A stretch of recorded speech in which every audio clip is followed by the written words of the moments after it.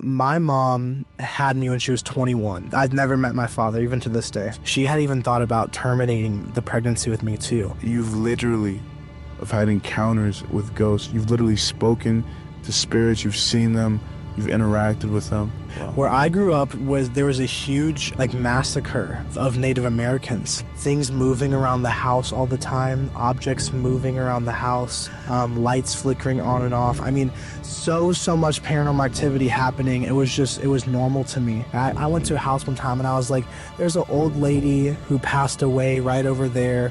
You know, she was like 75. They would go back and check, and that was actually happened. So I even had a girl named Samantha who would come to me in my dreams, and she would speak to me and talk to me and tell me all these things. And I have a picture. I'll see if I can send it to you when I drew her. I finally felt free, but I was so far from it, you know. I took a bunch of some medication. I just remember feeling so numb. It was so cold outside and I was wearing t-shirt and shorts, and I just felt so numb. And eventually I get to the top of a parking garage. I'm literally on the edge, and I just remember, I'm like, this is it. And I go jump. It's like this supernatural gust of wind just pushes me back. I look up, I see the sky open, and I see this bright light come down, and I hear this voice. I have chills right now saying it. I heard the voice of God share the gospel with me.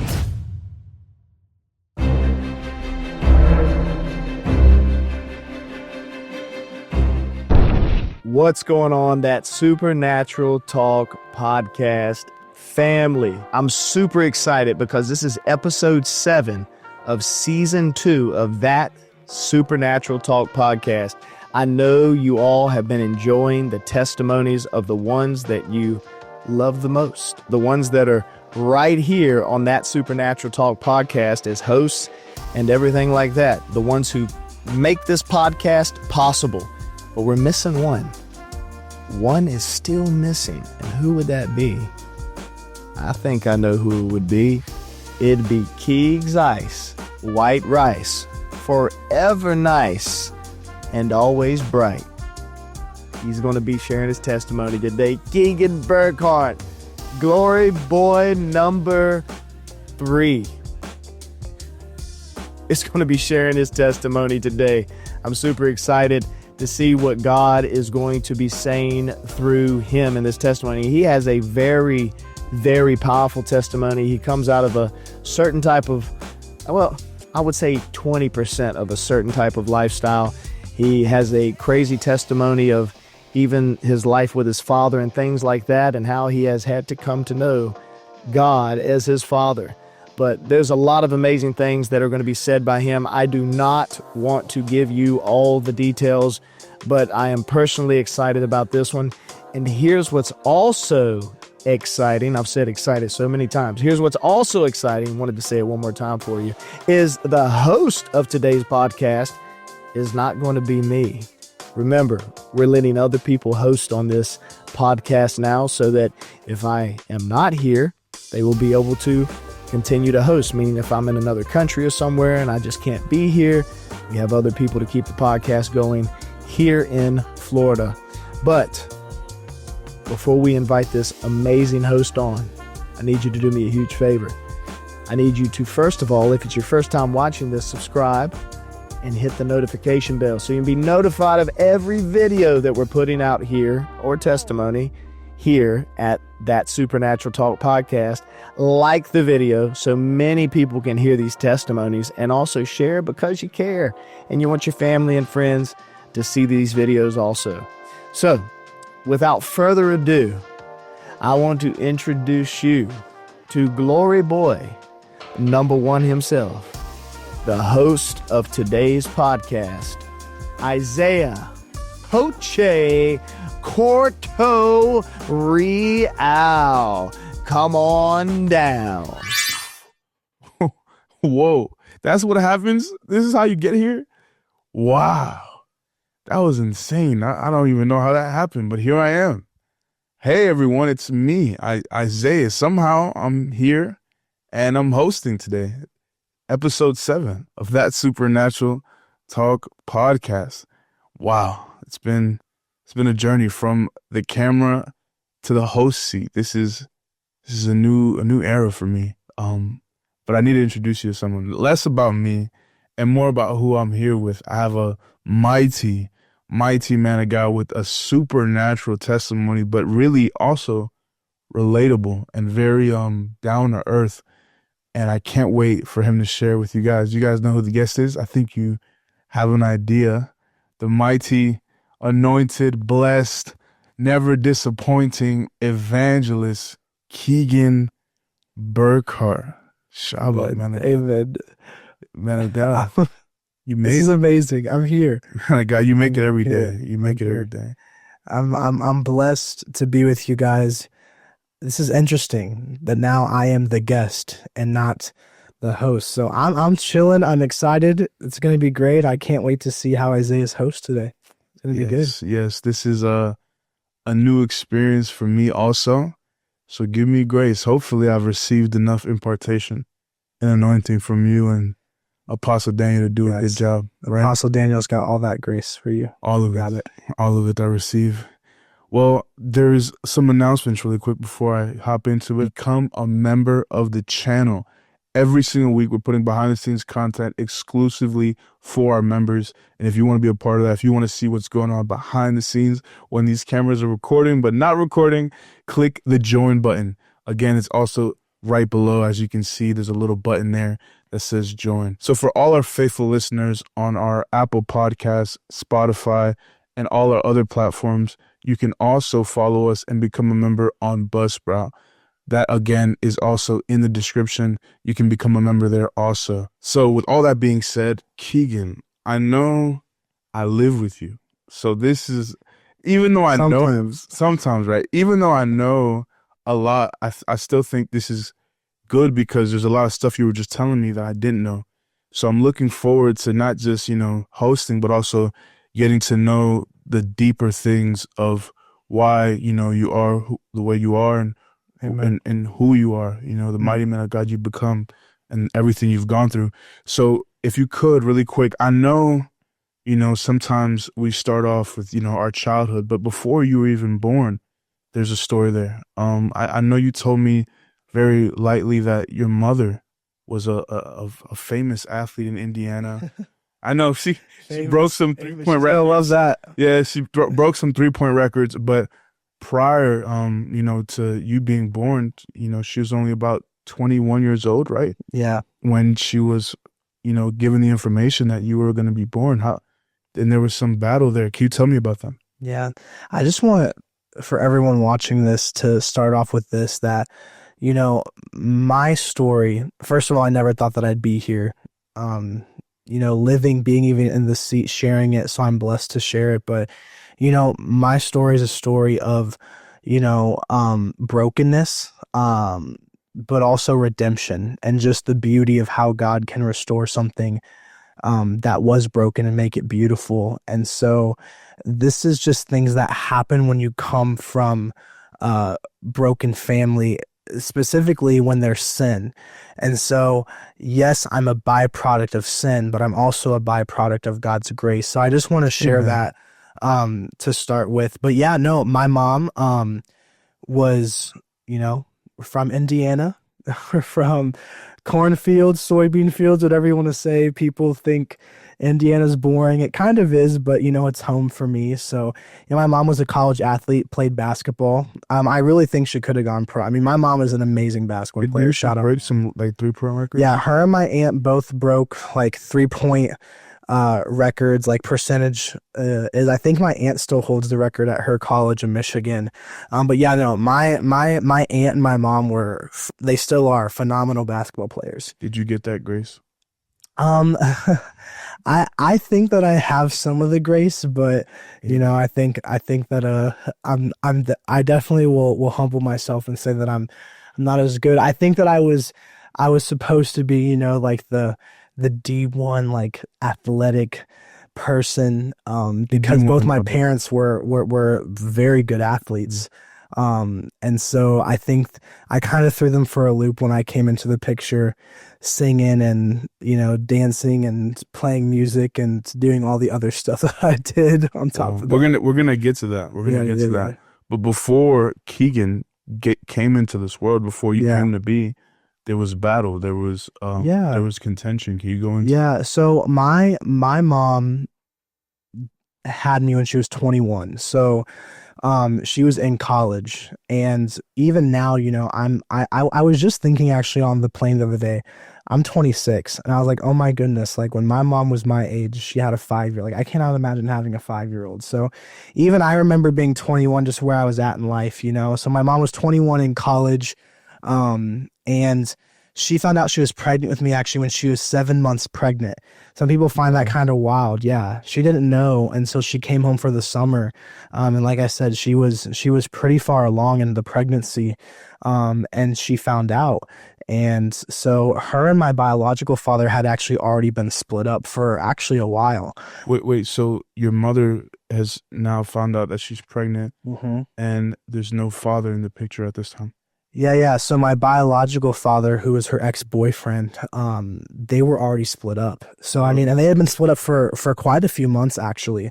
So, and he had already had another girlfriend and all these things. So yeah, she found out that summer, and they were already split up and everything. And so, but your father eventually comes into your life, right? Or he ends up at least being a part of you growing up? No. I've never met my father, even to this day. To this day, you've never met your father? Never met him. I've never seen him like physically in person. I've never heard his voice, like received anything from him. Like I've had no contact with him my whole life. Wow. So your mother finds out she's pregnant. Your biological father ends up bouncing. Yeah. And from that point on, you have never had contact with him. Yeah, I've never had contact with him or anyone in his family. So even my biological grandfather, grandmother, I believe I have an aunt as well. He had a sister. Anybody on that side of the family, I've never had contact with. They actually, I know they were Catholic, and so it was really an abomination, that I was born outside of wedlock. And so they said that they wanted nothing to do with me. And again, this is what I'm being told by my mom, but they wanted nothing to do with me because of that. So yeah, so no, I've never met them. Wow. So, I mean, growing up without a father is insane. I know. Yeah. My father passed away when I was young, but I knew my father.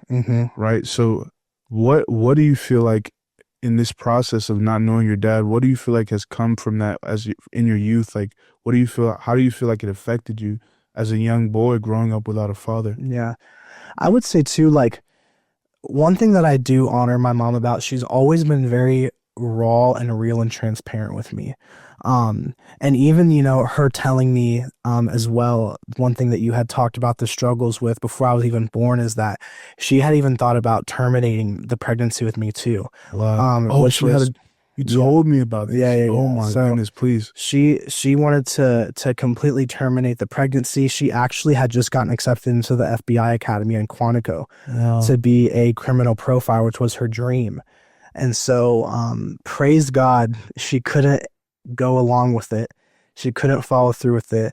And my mama, my grandma, she always tells me that she was so happy when she found out that and she made that decision. And, even to this day, I'm just so grateful that my mom stood to keep.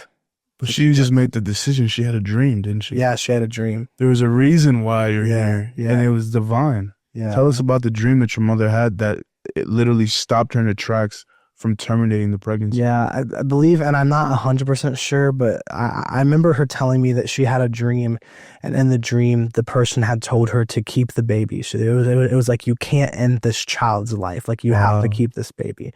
And she was like sick to her stomach, couldn't eat for that whole time. I think it was a week or 2 weeks leading up to going into the clinic. She said she was just sick to her stomach. And then I believe when she had that dream, she was like, I can't do this. So she didn't go to the appointment. It was like the day before, I think, or like a few days before, she just didn't go to the appointment. Your mother has a divine dream randomly just to say, don't get rid of the baby. Yeah. Don't get rid of the baby. Yeah. It's Wow. pretty amazing, man. It's Wow. pretty awesome. So you grow up without a father for a little bit, right? But there was a significant father figure in your life at some point in your life, because you talk about him a lot. You have pictures of him in our house. Your grandfather. Yes. Papaw. Yes, Papaw. Yes. My mom, Papaw. Could you tell me? I know that you've also experienced some traumatic things with him also.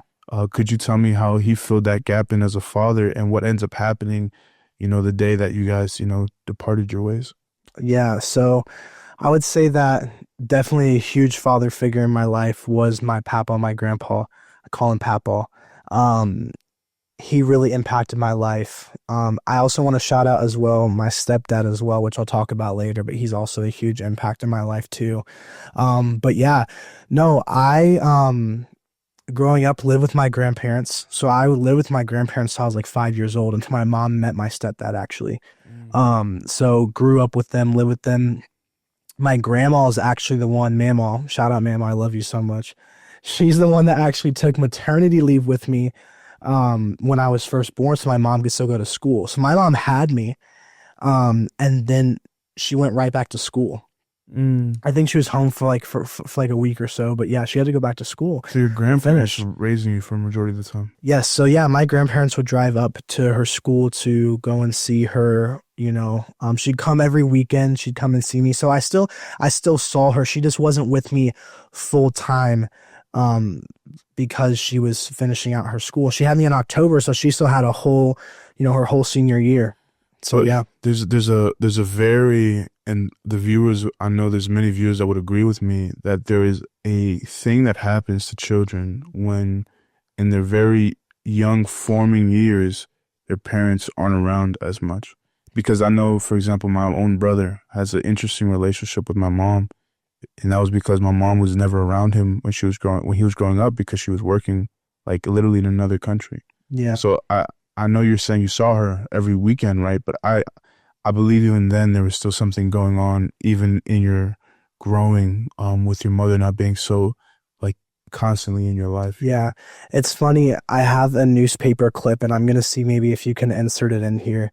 When I was a little bit older, I was around like 3 or 4, my mom went to the police academy. So again, she was gone for a while because she was at the police academy, and I only saw her maybe once or twice a week during that time period.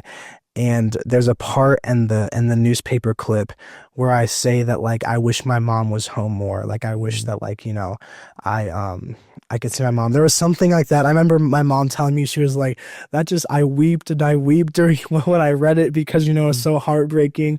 But yeah, my mom is my best friend. Like I love my mom so much, but definitely my grandparents as well. I would say I'm different because I watched my brother, he had both parents in the home. So he's my half brother. He had my stepdad and then my mom. And I watched him and just like, I honestly feel blessed because I had such a close relationship with my mama and papa. Like I had such a close relationship with my grandparents. And I don't take that for granted because not many children have that close of a relationship. Right. So, but yeah, not having like my parents fully there all the time, especially like my dad definitely did, it did shape how I grew up for sure, 100%. But yeah, I would say that my grandpa was definitely a huge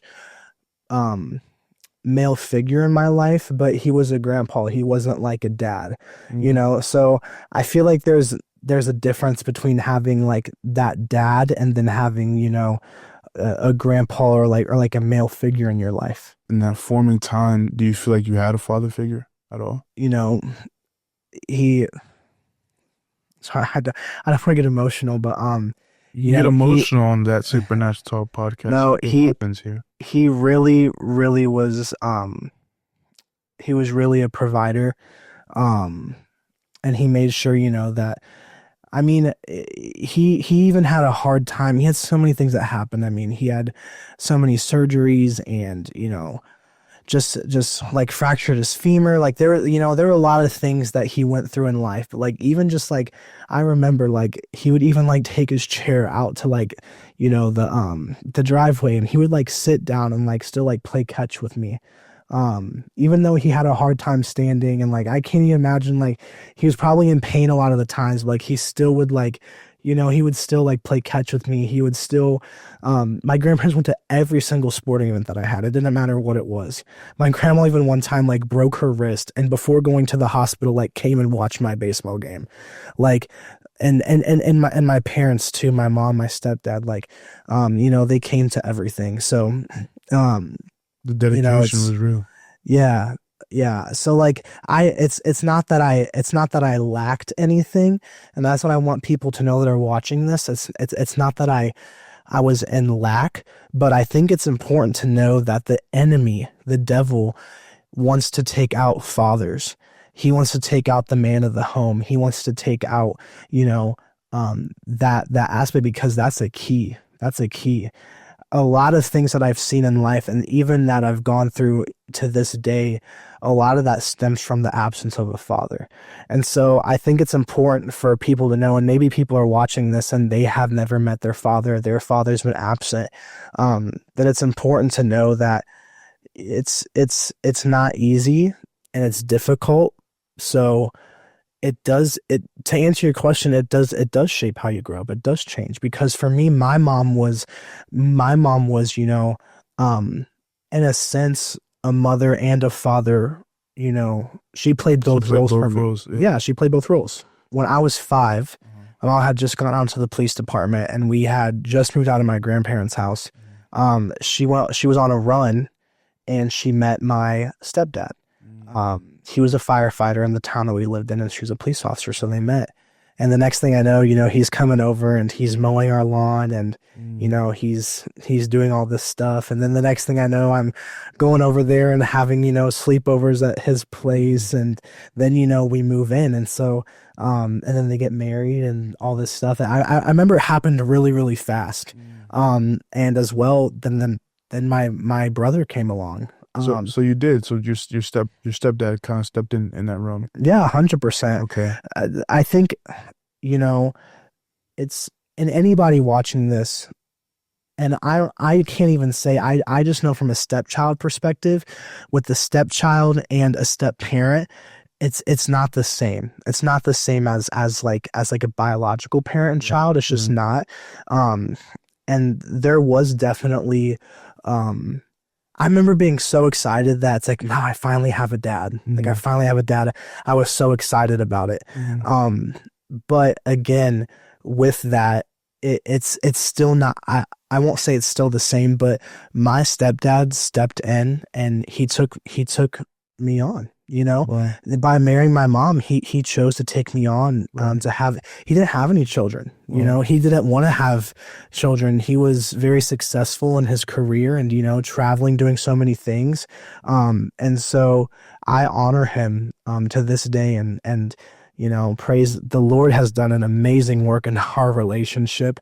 I mean, it went from so much brokenness, so much pain, so much trauma, to now so much healing and restoration. And I have such a love and I have such a respect and honor for him, because now that I'm a man and I'm a grown person, I can really grasp what he did by being a step parent and taking me on as a stepchild. The responsibility that it took to be 100%. Yeah, 100%. I mean, I was 5, 6 years old, you know, he's never had a kid in his life. And then the next thing you know, you got a 5, 6 year old, you know, I think I was 5 or 6. Like, it's difficult for sure. That can be intimidating for any man in any situation.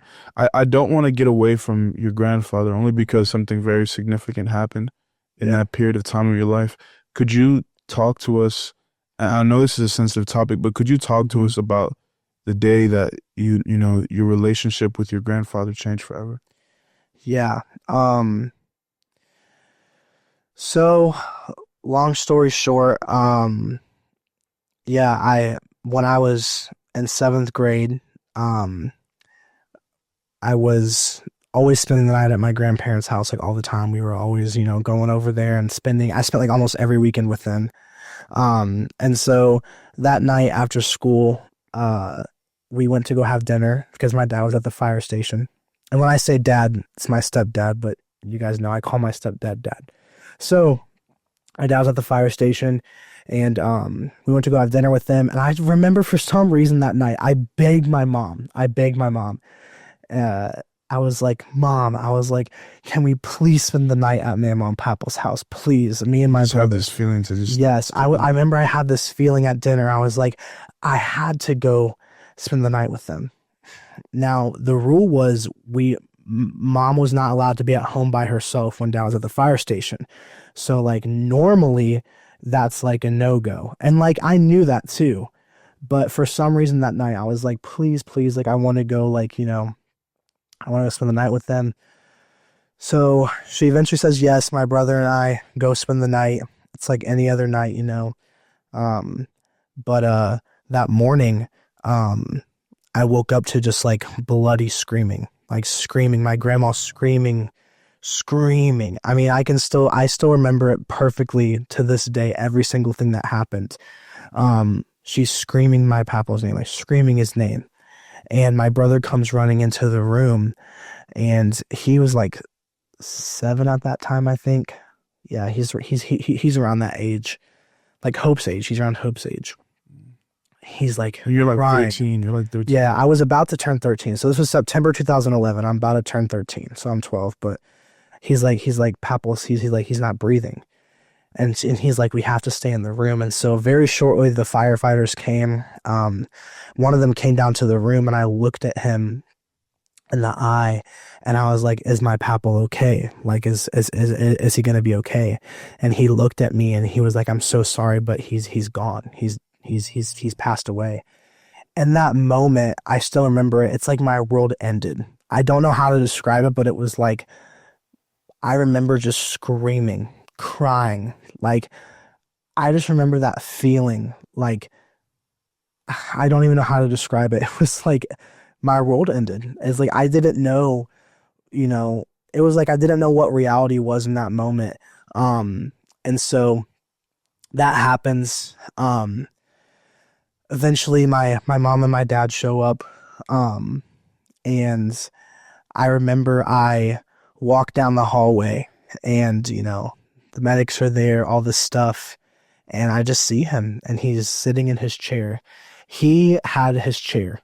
Like, that was his chair. Wow. He slept in the chair. I slept with him in his chair all the time. Like, that's who he was. Like, he is the grandpa in the chair, and he had a hard time sleeping. So he would always get up in the middle of the night, around like 2 a.m. and watch TV and stuff. And so, he was sitting in his chair, and he just looked like he was sleeping. So yeah, that night he passed away in his sleep. September 3rd, 2011 was a day that changed my life forever. I remember he's there, and I just ran to his feet, and he was so cold. He was so cold, but like I ran to his feet, and I just sobbed, crying at his feet. And I was just, and I remember that was like the first time I ever I prayed so hard to God. I was like, God, please bring him back to life. I remember praying that prayer. I was at his feet, sounding like, God, bring him back to life. Wake him up, wake him up, wake him up. Like, bring him back to life, Lord. But anyways, they ended up carrying him out. Yeah, he passed away. That's a traumatic event for a 13-year-old, 12-year-old. Yeah, That's a dramatic event. Even for my brother too, because my brother again was sleeping. So my brother was sleeping on the couch in the living room. So my brother was there when he passed. Like my brother was in the same room. Wow. When he passed away. And so even my brother, it was traumatic for him too, because he was literally in the same exact room when he passed in the living room. And never even noticed. It was just, had no idea. He went in his sleep. My grandma she reached across him to grab the remote to turn the TV on for my brother to watch morning cartoons. And that's when she was like, she noticed something was off. And so, yeah. I imagine that. I mean, they were like literally in the living room. Like they walked in, like was making breakfast. Like they had no idea. Just sitting there. Yep. Wow. So your grandfather passing away was a traumatic event. And I know it didn't just affect you. Did your mother feel it too? What happened? I know you told me a little bit that your mother started having a spiritual, I guess, hiatus once this happened. Yeah. So my papa passing away was hard for all of us. Him and my mama were married for almost 33 years. It was very hard on my mother, my aunts. I mean, he was the one in the family who was like the rock, if that makes sense. What I mean by that is he was always like the peacekeeper. He was the one he was like a gentle giant. He was so quiet, which I unfortunately did not get that from him, but he was so quiet, like always just there. And it was very, and he was only 57. I want to highlight that. He was only 57 when he passed young. away. He was young. That's young. I mean, he was 57. My father passed away when he was like 56. Yeah, it's young. So, yeah, it was really difficult. My mom, I remember after he passed away, I was so angry at God. So, I was crying. I remember crying out to God, praying for him to come back to life when I was there at his feet. But I just remember having this anger towards God. I was like, why would you take away my papa? Like, he was like, I was like, he is like he was like one of the most important people in my life. So I was really angry about that and really mad at God for that. And my mom was like so worried. She was like, is he in heaven? Like, did he go to hell? Like, cause remember my papa was raised Catholic, but he started sending my mom and my aunt and uncle to like a Methodist like Baptist church. He sent them to church, so they would go to church on Sundays. But my grandma and grandpa didn't go to church they wouldn't go to church or attend church. And I never really saw him read a Bible or things like that. He talked about God, like he believed in God, but he just wasn't like that super like not like how like we are, like radical, like he wasn't really flamboyant with his faith. Yeah. He was a quiet guy, but anyway, so my mom was like, is he in heaven? Is he in hell? And she was like, it was like a wake up call. She was like, we need to start going to church. So your grandfather passes away and your mother starts questioning whether or not her soul is secure. Exactly. Wow. So we start going to church. Literally, he passed away in September, and by October we got baptized. Like we literally, my mom and I got baptized together. Yeah, wow. We got baptized together at the same time. My stepdad's sister, so my aunt Shelly, she's actually the one that baptized us because she was a pastor at the Church of God. So that's the church that we started attending. Wow. So your grandfather passes away. Your mother has a spiritual awakening of, hey, we need to take our salvation seriously. But in the midst of all that, and I know this might sound crazy, you're having encounters spiritually at night. Yeah. And things that are happening that really are hard to explain. Could you go into the depth of, what's been happening with you since you were a young kid? And even after your grandfather passing, how it amplified? Can you tell us? You're wanting to talk about the paranormal stuff, right? That's I was wanting to get into. So you've told me before, and to me these stories are crazy, but you've told me before, an apostle, and we've talked about it briefly on the podcast channel, that you've literally have had encounters with ghosts. You've literally spoken to spirits. You've seen them. You've interacted with them, and after your grandfather passed away, that amplified tremendously. Yeah, 100%. Could you go into detail about that? Yeah. So one thing that my mama and I were always, even when we were younger, we were always into. They were always into that stuff. Like her favorite show was paranormal stuff. Yeah. Like her favorite show was Ghost. Our favorite movie was Ghost with Patrick Swayze, and then like we actually would watch that movie all the time. Ghost Hunters. I mean, was always into that stuff. But after my papa passed away, that really amplified. One thing that my mama started doing is she really got actively involved with ghost hunting, and actually was in a ghost hunters group. And so she would go ghost hunting with them, go to places, do all that stuff. What does that look like? What does going to those places look like? Elaborate, because people are like, what does ghost hunting really look like? Not from the shows, not from the movies, but an actual ghost hunting group. Yeah, I mean, they would go to like homes, like houses that were haunted, going to abandoned, and this is, if you are from the Midwest, please type in the comments, because it's just like a common thing, but like going to like abandoned, like where like hospitals, like insane asylums, like there's a lot of really old and insane asylums, hospitals, things like that are just abandoned in the Midwest. Like that's a thing in like Kentucky, Indiana, Ohio, like that. It's just a thing. So that's something that like people would go to and like investigate and go ghost hunting and do that. So you would say that where you grew up, and even like the state that you grew up in, it's known and it's kind of famous for these things, like these paranormal things and these different locations. Oh, 100%. Wow. Where I grew up there was a huge how would I say it? Like massacre of Where you grew Native up, there was a tremendous massacre of Native Americans. wow. And they actually have, it's called, I think it's like Mounds Mall, wherever that's at is where they have like a monument for the Native Americans and the specific tribes there. But yeah, that was a huge thing. And even my grandparents' house was like always crazy stuff was happening. Like, I mean, they could have literally came and like the ghost hunters could have came and filmed a show at her house. It's funny too, I didn't say this, their house was right next to a church. And the house is actually where the pastor lived, but also the house is where the morgue was because the church would have funerals, and so that's where they would come and like prepare the bodies and everything and all that stuff before the funerals at the church was at that house. So hold on. You're telling me your grandparents' house was right next to a church that was not just a church but also a morgue where they would prepare the bodies prior to the funeral? Yeah. Wow. And you were like neighbors?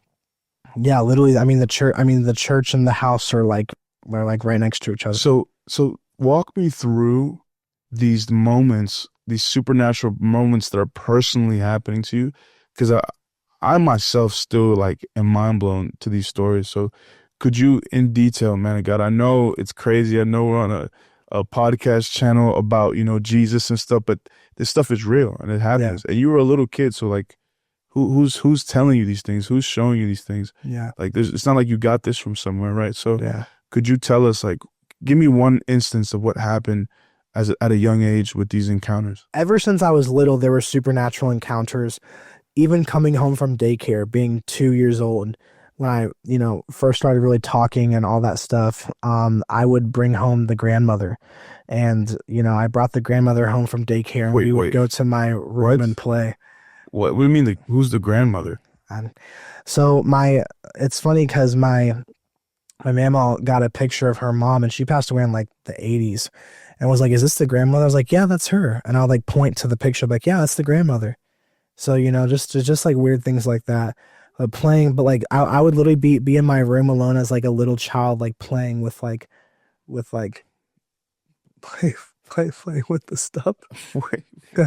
I'm sorry. This is what I'm talking about. When I hear this, bro, I'm like, what? But to me though, you have to realize it was normal. Like to me, it was normal. Hold on, bro. Hold on.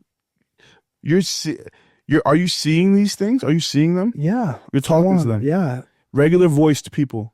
Mm-hmm. They have regular voices. They have regular clothes on. Yeah. Keegan, please, you gotta, because to me, I'm hearing this and I'm like, you're telling me you're speaking to ghosts. You're sitting there talking to ghosts and you don't, to use just random. Where are they coming from? Do they just appear in a room? Like, do you see them walk through a wall? When I was really little, I know that like, and this is again what my family had told me, is that I was like full on like seeing them, having conversations with them, talking to them, all those things. I've had dreams where I remember like I was like in a crib and like seeing like, people above my bed coming and like watching me. As I got older, specifically, I remember, around that, when I got into being a teenager, around like 12, 13, after my papa passed away, like you asked, it really amplified, constantly hearing things throughout the night. My mama as well actually would see like apparitions. So like an apparition, like she could see the body of like a little boy or girl dressed from like the 1950s, 1960s, walk across her bedroom, come into her room, and then walk through the wall. And I saw that too a few times, hearing music playing, hearing people talking, arguing, things moving around the house all the time, objects moving around the house, lights flickering on and off. I mean, so much paranormal activity happening. It was normal to me. Did any of this ever scare you? Did any of this ever like frighten you? Did you ever notice that these things were coming from another place? Like, did any of that ever cross your mind? Yeah, I mean, to me, I knew that there was, I've always been a spiritual person, but I didn't really grasp and understand that what I was actually experiencing was demonic. And that what I But was you could identify that it was spiritual. absolutely. But again, I thought that they were ghosts. So I thought that they were, spirits that were passing through this realm, or stuck in this realm trying to find their way into another place. I really don't know. I just knew that I knew it was real because I saw it. I mean, constantly, like I was always seeing orbs. I mean, I physically saw all the time. I would see orbs, and I would be like, "Oh, there's an orb right there." And my mama would take her camera and take a photo, and there'd be a huge orb on the photo, and it was just normal. I'm getting the Holy Ghost goosebumps right now. What would you say is, if not the most like intense moment, paranormal moment that you had that you can remember vividly and clearly? What would you say that was? If you have one, if you have a time like that. There's a lot, but I mean, I would say that, and this is where the devil will try to pervert the gifts of the Holy Spirit. There was someone who came to the house, and I remember they would come and they're like, "Oh my goodness," like they would tell my mama, like, "Your grandson's a medium." Like, wow. Like they're like, "He's a medium. This is like he can." So I someone spoke that over your life. Yeah. So like they were like, he can hear, he can see, like, and again, it's crazy too, because even as I got older, I remember when I could, I wasn't always allowed to go, ghost hunting, because my mom and stepdad didn't like that. But when I could go, I remember just like, it's like I just knew. I would see things in my mind. I would hear voices telling me things. And I would look at them and I'd be like, yeah, like I went to a house one time and I was like, there's an old lady who passed away right over there. She was like 75. Like I could hear her and I could see it playing. And I was like, this happened here. And like, they would go back and check, and like, that was like actually happened. Wow. So that definitely happened a lot. When I was sleeping, I sleep with a fan at night. You sleep my man's room be buzzing. Yeah. So I see a room in buzzing. Well, the reason why I always did that is because at night I would hear voices all the time. So even when I was around this time, at night when I would go to bed, people would walk up to the side of my bed and try and talk to me and get my attention. So if I'm sleeping, they would come by and they would be like, hey, like they would try to get my attention. I remember one time I looked up and there was a line of spirits, apparitions outside by my bed. You remember those? You remember? Yeah. What is it? What is that? What did that look like? What does that look like? Again, it was just normal. So I was just like, I remember one time I was really tired and I was like, can you guys please just like leave me alone?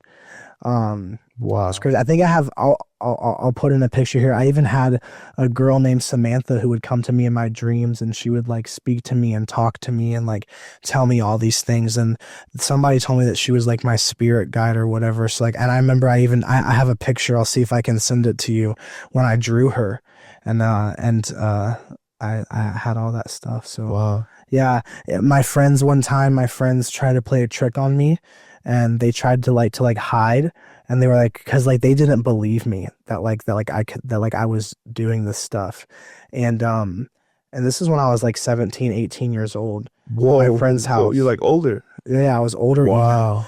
And they were like, oh, tell your ghost friend. So I went to the bathroom or something. They like left, and my friend has a huge house, like a huge house. And they were like, they like went and hid in the house, and they like texted me in our group chat there, and they were like, oh, like tell your ghost friends to tell us where we are, to come and find us. And so I remember I was like, okay. So I walked in the hall and I walked to his sister's room, and there was a little girl in there playing tea. And so I was like, hey, like, I was like, this little girl wasn't real. No, she was a spirit. It was a spirit. And so I asked her, I'm like, hey, like, where are my friends hiding at? And she told me, she pointed to the closet, and she's like, they're in there. And so do you remember this? Yeah, I was 18 years old. Hold on, bro. Hold on. And Oh, so, sorry, you're messing me up, bro. and I remember I went in, I was like, and my friends were in the closet, hiding in his sister's closet. And they were freaked out. They were like so freaked out. So What did this yeah, girl look like? What did this girl? just a little girl. I don't know how to describe it. It's just like, it's like you see like, it's like a person, but it's like an apparition. It's like they're translucent almost. That's what it looks like. So it's like if you're sitting here, but you're like translucent. That's what I would see. Yeah. That's insane. So yeah, that's What, what it when was. when did these?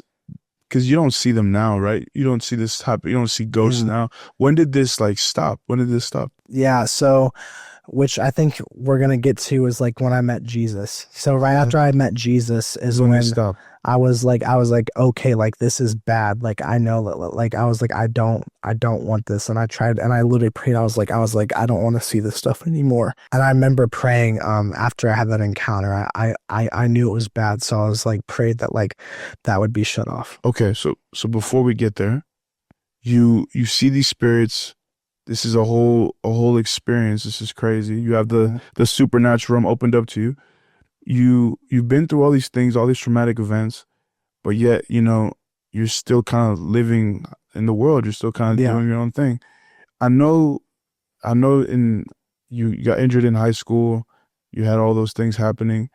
I don't want to skip that, but at the same time, I want to get to this point where now things get really serious with Yeah. with just life in general as an older person. Could you talk to me a little bit about your transition from high school to college? Could you tell me about that little skip? I know we spoke about your middle school life, and I know we got a little bit into your high school, and even this story now you're around 17 or 18. Could you walk me through your transition between high school and college? Because there was an interesting chapter of your life between that time. Yeah, there's so much, and I know we could be on here for hours talking. There's so much I can unpack. But a big thing that I want to share, and I like to share this part of my testimony, because I believe that it's important and people need to hear about it. And I believe that God has, I went through it, but I know that God has redeemed me and he's now using me to help other people who are struggling with this. But in that same middle school, high school era, perversion entered in. So of course it was already there, but it actually entered into my home, and infected my family. And so that perversion entered in, and it was really, really nasty. And so some things happened, but like I said, in my home, and that was also very traumatic. That happened right around the same time that my papa passed away. Wow. And so I say that because one thing that I really struggled with during all that was my identity. I struggled with my sexuality, and I can go in and say, and I'm not going to say it because I don't, we got to be careful what we say here. You to be flagging everything. Yeah, exactly. But I really, really struggle with that. Again, it comes from absence of a father, perversion. Some things happened to me. I did things to other people. It was just really, really bad. So that was a huge, huge part of my life too that I'm struggling with. And that leads me to having anxiety, depression, having these demonic thoughts of wanting to end my life. And so I struggle with that in middle school, high school. In college, I feel like I'm finally free because I'm like, man, I can finally be the person that I want to be. Any restrictions, right? Yeah. Anyone trying to judge you or whatever, Exactly. right? Yeah. So I went a little crazy, and I was never, my parents are police officers. So parents are police officers. So like I was, I was the DARE award winner in school. I wrote papers and essays and did all this stuff on why, you shouldn't take, drugs and, all this stuff, everything. And I go to college, and I'm like, you know what, I'm going to live it up. And so I was the life of the party, joined a fraternity. Man, I was partying it up. I was like the life of the party. Like I would come in, I'd be dancing, I'd be, doing all that stuff. And, like I said, I finally felt free, but I was so far from it, So the lack of boundaries and the lack of honestly, structure, and especially spiritual structure, kind of made you like this huge wrecking ball of destruction Oh, I was a wrecking ball. to yourself and to I was a others. wrecking ball to others. When this happened, I had no contact with my family. I was like, I don't need you. Bye. I was struggling in school for the first time ever. I was struggling academically, wasn't showing up to class, hungover, not struggling with the job. I always had a job from the time I was like 14, 15, all the way up to college, even struggling with my job, my freshman year.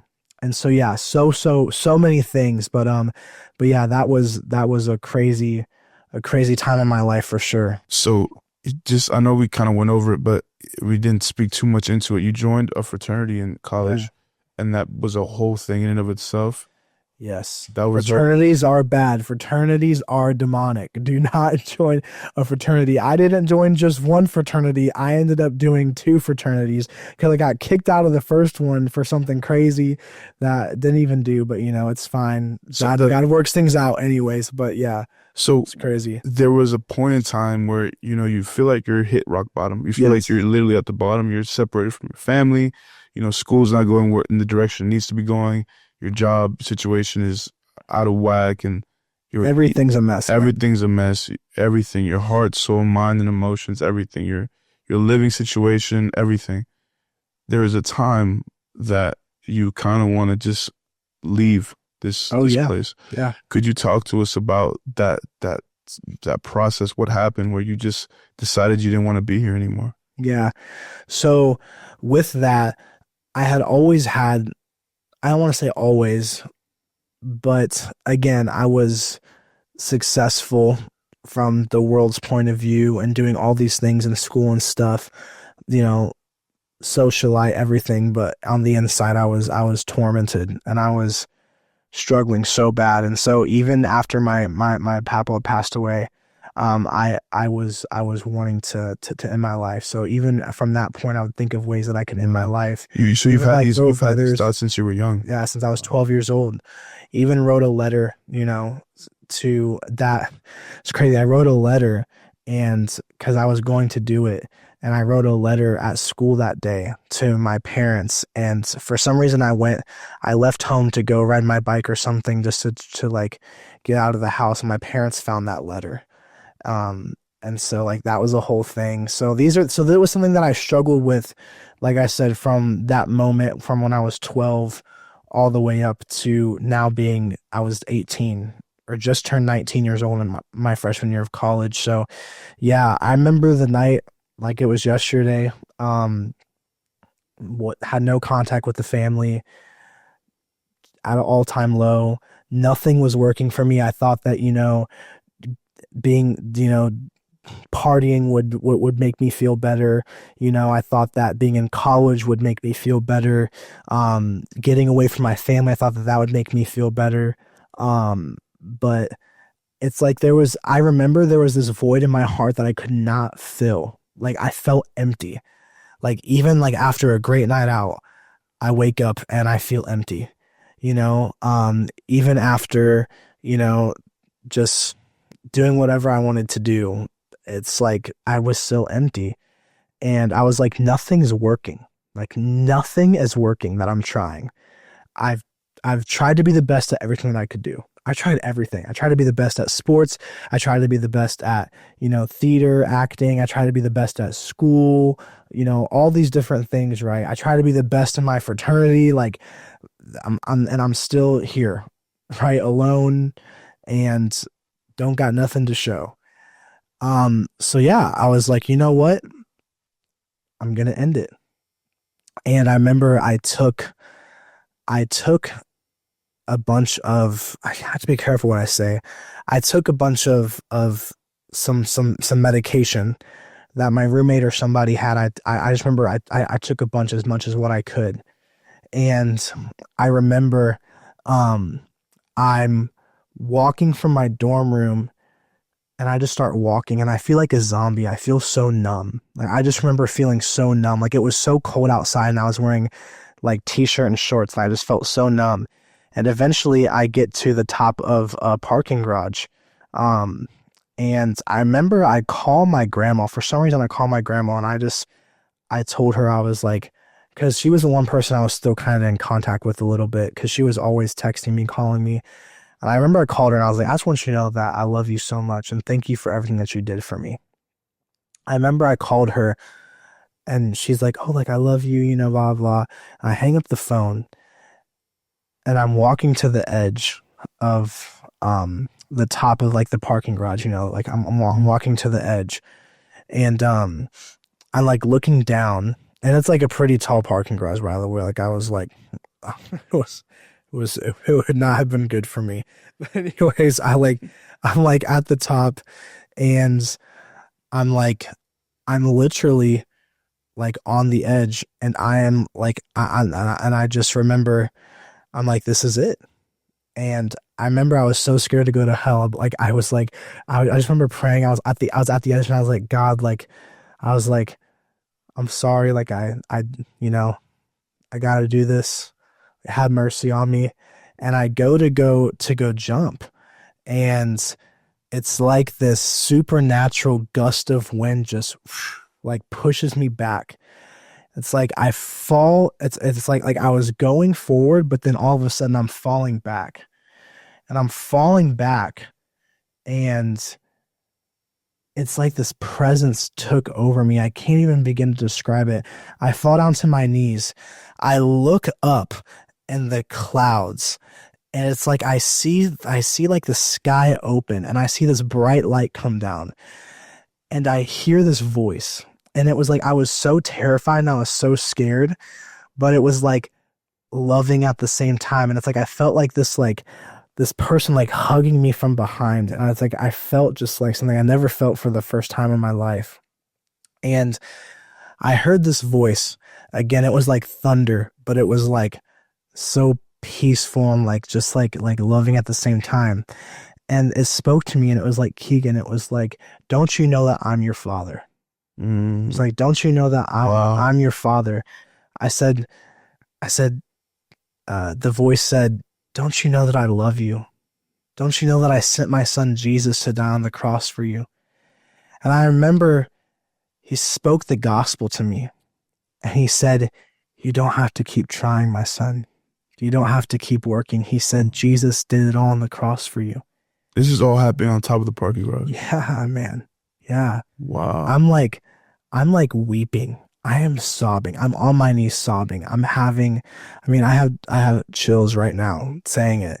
Like, I will never forget that moment in my life where literally I heard the voice of God share the gospel with me. Like, and he was letting me know, he's like, I'm your father. I just remember that. He's like, I'm your father. I love you. And, man, I broke down in tears. I remember like just feeling this. It's like instantly my heart just like, it felt like there was this change. Like I felt this warmth. I felt this love I never felt before. And I remember it was like instant transformation. Like I remember waking up the next morning with just joy. I was so happy and I was so grateful. And then the next thing I know, I'm going back home, and I'm like begging my parents to like go to church for like, I went back home for like Thanksgiving break right after that, begging them to give me a Bible, begging them to go to church, telling them that I forgive them and asking them for forgiveness. I remember a really important thing though, is that I called my grandma, and I was like, Grandma, I was like, I just had an encounter with Jesus. Like, I think I just gave my life to Jesus. Like, I don't know. I was like, I think I just gave my life to Jesus. And she was crying, and she was like, I was praying for you. Like, I've been praying for you every night for you to encounter Jesus. So I had a praying grandma, I had a praying mom. They were praying for me. And yeah, man, I had a supernatural encounter with God. And it's just been amazing, man. Even before that, I had somebody who was sharing the gospel with me, my best friend Jason. I always shout him out because he has no idea what he did, but he shared the gospel with me. So there were little things that led up to that moment. But yeah, I had a supernatural encounter with God when I was going to end my life. And that's how I got saved. I think it was October 24th, 2017 is when that happened. So wow. And you were still in college? Yeah. It was my freshman year of college when all that happened. So how did you go from being a freshman in college to then now, having that encounter with Jesus? You're serving now in a ministry called the Supernatural Life. How did you go from? We could do a whole other hour-long testimony of how I've gotten here. Man, this is crazy. So basically, I'm gonna give the quick version. I get saved my freshman year. The rest of college, just royally screwing up still. Like, I'm just gonna be honest. Like, I'm radically saved. I had this like fire inside me. Like, I remember like I would go to the bars and I'd like tell people about Jesus. But like, I would still get like drunk though sometimes. Like I would go to the bar to tell people about Jesus. Like, Jesus saved my life. He stopped me from, this. Like I was anxious. I was gonna end my life. Like, Jesus stopped me. Like I was going to the bars. I was going to the clubs. I was going to the streets. I even went to another fraternity, and I would go into the frat parties and tell them about Jesus. Like, I was like still like, like low key, like doing things that I shouldn't be doing, but I was preaching the gospel to like every person I knew. And I went and I did a summer in Tennessee, a summer mountain project, where I literally went that whole summer, and we would go out, and it was like missionaries, like going out to, the streets and evangelizing, preaching the gospel, learning how to read the Bible, all that stuff, working at Dollywood, shout out Dollywood. But yeah, I would like do all that stuff, and just sharing the gospel, man. But like I said, still struggling. And my senior year of college, it's weird. My friend's dad's boss had a Bible study, and he did his Bible study was one of Jimmy Swaggart's Bible studies, and he taught on Acts. And so I remember that night he was like, "You're gonna get baptized in the Holy Spirit." I was like, "No, I'm not. I don't do that." I was like, I'm not doing that. So you got the wrong one, buddy. So you got the wrong one. The wrong one, buddy. So you got the wrong one, buddy. Like I don't do that stuff. And I remember that night, he said, okay. He read through Acts 2. And after reading through, he's like, all right, we're gonna pray. And him and his wife came and laid their hands on me and started praying in the Spirit. And I just remember instantly, like, I'm like, man, this is so weird. But I heard a voice say surrender. So I surrendered. I was like, you know what? I'm just going to do it. And I felt this like feeling at the bottom of my belly come up and up and up and up. And then the next thing I know, my tongue starts moving. I'm not really saying anything. My tongue is moving. Wow. And I'm just like, I'm like, oh my gosh, like my tongue is moving. My tongue did not stop moving for 2 days straight. I haven't told people this testimony. I'm not joking. I went home and like the whole car, I'm like I'm all night as I'm trying to fall asleep. I wake up and my tongue's still moving. Like, I'm not joking. For 2 days straight, my tongue was just moving constantly, like would not stop. So that's when I got baptized in the Holy Spirit. Wow. And then so what happens after that? You get baptized? And then I'm like, I remember I had a choice. I graduated college. Nothing worked out for me. Oh my gosh. I applied to thousands of jobs. I was so mad. I had all these interviews. I was like, oh, I was a big planner. One thing, maybe I still do this, but like, I remember I was like, well, like all throughout college, like, I'm going to get a job here. I'm going to move here. I'm going to do this. Like, I had this whole like layout of my life of what I wanted. Like, I'm going to move. It's funny. I wanted to move to Florida or Tennessee. So I'm going to move here, going to work at this job. I'm going to do this, going to find my wife, right? Like all these different things. But I was faced with, do I want to work and like, start, I wanted to start a restaurant. Do you want to start a restaurant, a business, or people were coming to my job. I was waiting tables and they're like, you should go to this church, go to this church. I had like 4 people they're like, go to this church. And I was like, geez, I'm like, God, are you trying to tell me something? So, I went to that church, and that church is where I eventually became an intern, came on staff. And I was like, I want to pursue full-time ministry. And so that's the church I was at. That's the church then where I find out about apostle. I find out about, just everything, deliverance, healings, all the things supernatural. And then I come across Daniel Adams. And then that's how I met him, was through my friend Ethan, who's now the graphic designer for TSNL. Shout out Ethan. And sends me a video, says, hey, watch this. And it's a video of Apostle Daniel praying he was at an event with Catherine Crick in Dallas, Texas, and he prays for a woman. And he says, "You spirit of Jezebel, you generational curse of Jezebel on the mother's side, come up and out now." As he said that, I fell on my knees. I'm in my bathroom. It's 5 o'clock in the morning. I'm in my bathroom. I fall down to my knees and I start dry heaving on the floor, like manifesting like crazy. Wow. And so, yeah, that's how I first encountered the supernatural life.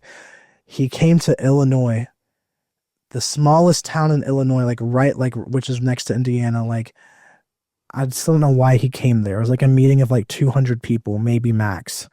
And he came there, and I remember I met him. Maybe you can put up the picture of the first day. I have the clip. I have the whole clip. You have the clip? I have the whole clip. So I met Apostle. You're clipped. I am. That's right. Day 2 here in Illinois. I got it. I met him, and he said, "Are you a Forerunner?" And I said, "Yes," but I didn't know what that meant. And so I got convicted, and that night I became a Forerunner. And then the next day I had to leave. So he didn't minister the first day, but he ministered the second day. Right, it was like a conference to multiple speakers. Yeah. And I was like, I remember I prayed, I was like, "God, like, highlight me to this man of God, highlight me to him. Like, I have to leave tonight to get back to work on Sunday to go to this church." And I'm in the crowd, and he points at me, and he was like, "You come up here." And I felt electricity go through my whole body. I don't know how I even walked up to the stage. Yeah, he looked at me and he was like, "What do you need?" And I was like, "I want to be delivered. I want to be set free." And so he prayed for me. I fell out and I got deliverance, and he stood me back up and he said, "You're a soul winner." He prophesied that to me, that I was a soul winner. I was going to win many souls for Jesus and all this stuff. And so I prayed a prayer, and I said, "Lord," I was like, because I was like, "This is great." And so I was like going to all the revivals. That's when I started following y'all. Like, I was going everywhere.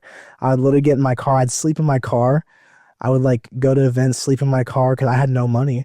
And, I was borrowing money even for gas, and I would go to events, sleep in my car. I would, and I remember praying a prayer. I was like, "God," I was like, "if you've called me to be in full-time ministry," I was like, I said, "This is it." I was like, "Use me like you're using this man of God." I was like, "If you've called me to serve a ministry, to serve a man of God, then if this is who you've called me to serve, then I want you to put me right next to him." I was like, "Put me right next to him. Let me learn from him. Let me serve him." And I prayed that prayer 3 years ago. Goodness gracious. And now here we are. So that's how it happened. Goodness And gracious. so there's a whole other testimony about joining the supernatural life, but you know it. That's intense. Left everything, left Mother, child, friends. everything, man, and ended up moving on down here to Florida, and now we're sitting in the studio. So there we go. There's so much to this. It's not even funny. Like, even as I'm sitting here, I was like, "But we didn't even talk about this, or we didn't even talk about that." But we're already like an hour deep into the testimony. I know. Wow. So, Keegan, I know you have all this, wisdom and blessing from the Lord.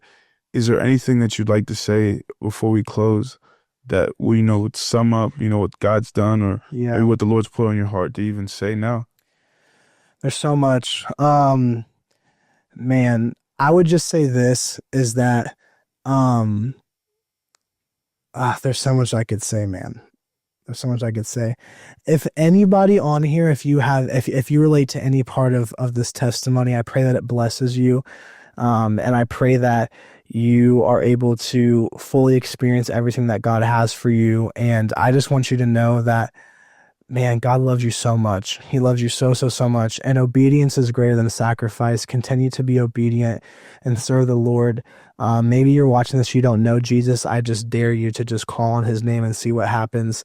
If he can take me, a boy from Indiana that was so broken, all this stuff, and if he did this to my life, he can do it to anybody's life. So I would just say, man, just know that you're loved.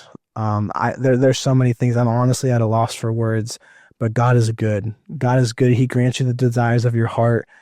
He hears your prayers, and Jesus saves, man. Jesus saves. Like, and also too, to all of you watching who's ever struggled with your identity, you've ever struggled with who you are as a child of God, I just want to let you know that you are a child of God, that you are a son or daughter of the Most High God. He chose you.